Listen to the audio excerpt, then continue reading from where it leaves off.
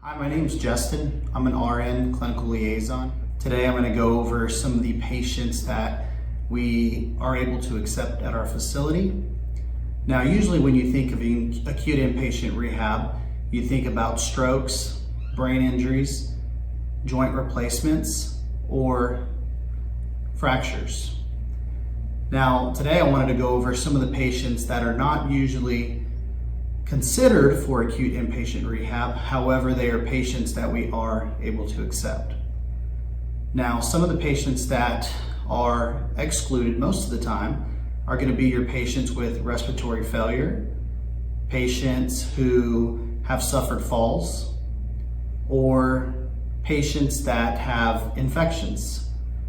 For instance, patients who have suffered acute respiratory failure and now have pneumonia. Those are patients that we are able to accept to acute inpatient rehab. Now, with that being said, these patients do have to follow the 3 hours daily or 15 hours over 7 days as required by Medicare.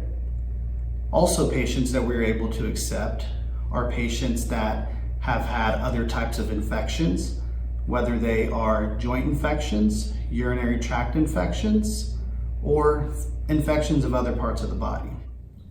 These are all examples of patients that we are able to accept for acute inpatient rehab.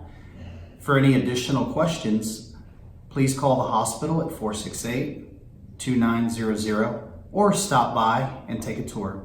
Thank you.